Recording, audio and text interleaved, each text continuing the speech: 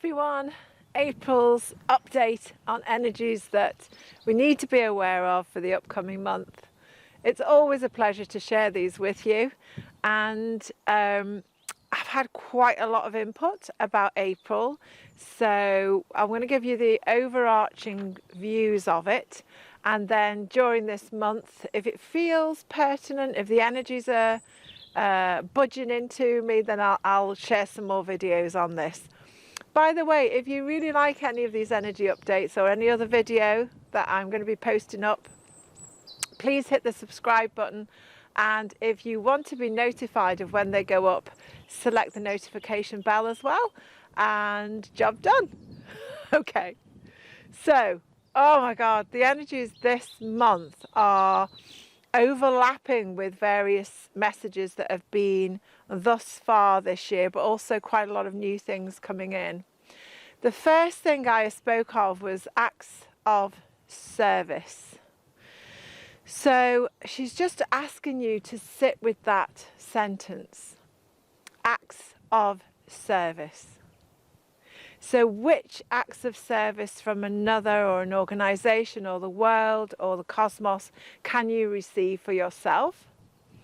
And which actions do you want to take to be of service in a loving way, in a light way, in a warrior way, in a courageous way, in a wisdom way? What is your acts of service?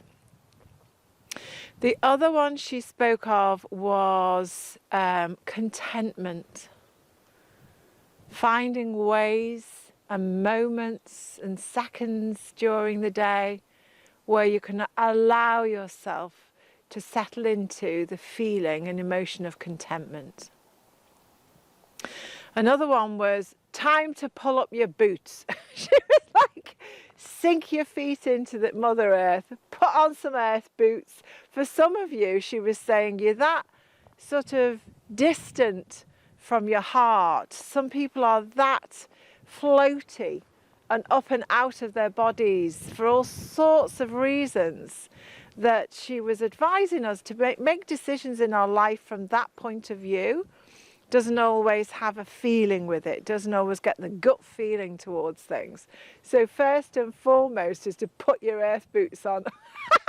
And the picture she gave me was literally that we were walking on the earth and we were putting, like, you know, moss-coloured boots or whatever.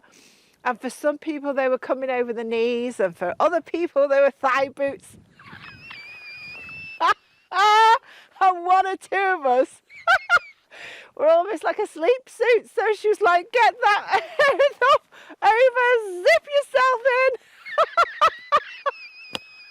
It was quite funny to watch, actually. So that you feel really like you belong on this planet. So it's a really big invitation from Gaia this month to get earthed, to really excel in your partnership with this life. Okay. The other thing she talked about is getting committed. So commit to something. There's energy that has arrived and will continue to arrive this month, which is all about getting your mojo back and getting things done and committing to things and getting sorted. So she said there's enough energy around for that. Just decide on one thing at a time, if that helps you, coming out of this malaise that a lot of people are still in, into action, moving it forward. Okay, so the contentment side, she was talking about that being seen from two perspectives. One from the one we've just mentioned, which is a contentment in life, finding ways of being content with the present moment. The other one was to do with content in your life. So she was asking us all very much to watch our narrative. What is your narrative? What is it you're co-creating? And an example of this was, let's say that you are God, you are Goddess, you are Great Spirit, Divine Spark, any sort of name or belief structure that fits, or try it on just for this play game. And you have a planet, right, in your charge, and you're going to populate it. You get to choose everything that goes on that planet. You get to choose. Now, let's say, and this was the example that was given, you love alligators, all right? So if you love alligators, you're going to put some alligators there, and you're going to check 4 things. 4 things with everything that you decide to populate on that planet. One is the environment. So what sort of environment does an alligator need to thrive? You know, it's got to have some water. It's got to have various things that you know as well as I do. So environment is really important. How to keep and offer good health for the alligators. Potentially got to have other animals crossing their river or their place of being, and various other things. And then the third one was evolution, longevity. So how can you build in a long-term plan so the evolution is guaranteed? And the 4th thing was experience. What kind of experiences would you like your alligator to have during its life on your planet? And then if you take a hummingbird, that was the next thing out of 3 that she showed me.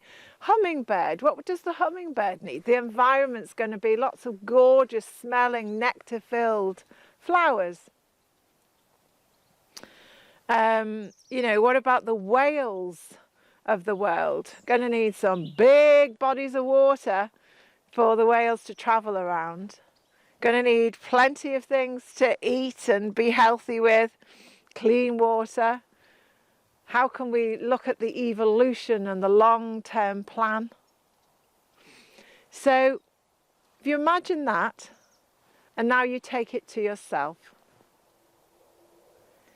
So what environment are you providing for you? She's providing all of this, and then you have your external environment and your internal environment. So she's asking you to pay attention, please. Be really kind to yourself and really check out that God, Goddess manifestation bit within you. What are you co-creating? What environment are you choosing? What environment are you kind of like needing to move away from? What environment do you need to move towards? What do you want more of, less of? Be very clear on your environment is number 1. I'll write these 4 points down below the video. Second point is health. What actions are you taking? Actions of service to yourself to help with your contentment, to help get your boots on and your mojo going. How's the health of you going? How much are you providing for yourself to thrive? And then longevity. What are you building in now for your longevity of thriving? And what kind of experience do you want on this planet? What is it? What would make you just be thrilled and blissful and off the charts full of joy? Guy's saying if you can look at those 4 things, it will automatically provide you with more of the life that you do want, that you're clear about, rather than just putting up with what appears to be real. And lots of cosmic guidance was coming through about what is appearing real. And they've been talking to me for a couple of weeks now, on and on, about always ask, is this real? Or if we see a situation, what is real about this situation for me? And how can I thrive with that information? We're at a wonderful point in your lives where you get to say more about what happens in your life, and you get to start weaving these different modalities of thought and feeling and being and experience into your own reality. And as my friend guide Matilda always says, come on guys, it's up to us, we've got this, let's do it, let's take our own selves seriously enough to understand that we do have a huge reservoir of power, of love, of energy, of life. Let's get on and live it well. So I look forward to receiving any comments about how you feel and about what we've actually just covered. If you need any clarity, please ask away below. If you can get clear on your points and want to share them, let's have a look at those. Share in any which way you want to, and I'm going to be very happy to communicate with you. Lots of love, everybody.